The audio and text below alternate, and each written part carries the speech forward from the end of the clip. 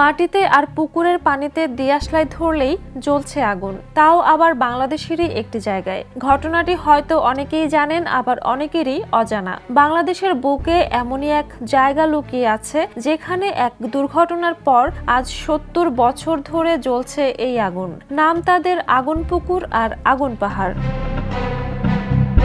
সিলেটের হরিপুরের এক পুকুরে আর এক পাহাড়ে প্রায় ৭০ বছর ধরে প্রাকৃতিক গ্যাস বের হচ্ছে এবং মাঝে মধ্যেই জ্বলছে।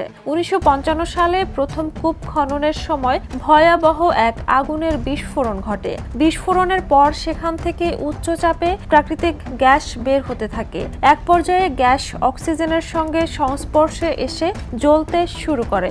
এরপর থেকেই এই গ্যাস নিঃসরণ চলছে। সেই দুর্ঘটনার পর ভূমিতে সৃষ্টি হওয়া ফাটল দিয়ে গ্যাস বের হয়ে জ্বলে ওঠে, যা ফায়ার মাউন্টেন বা আগুনের পাহাড় নামে পরিচিত।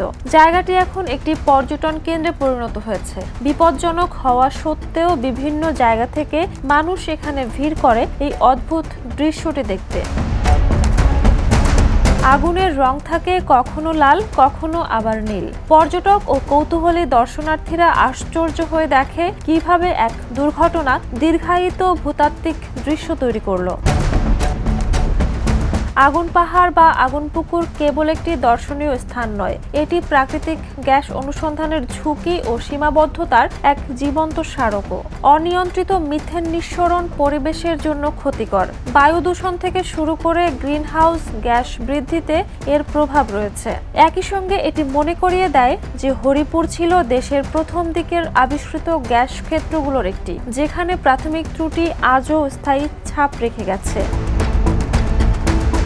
এই স্থানে নিরাপত্তা ব্যবস্থা, পরিবেশগত নজরদারি ও সচেতনতা বৃদ্ধি জরুরি। হরিপুরের আগুন পাহাড় বা আগুন পুকুর তাই একদিকে বিস্ময়ের উৎস, অন্যদিকে ভবিষ্যৎ সম্পদ ব্যবস্থাপনার জন্য গুরুত্বপূর্ণ শিক্ষার ক্ষেত্র। Jhuma Mridha, the news.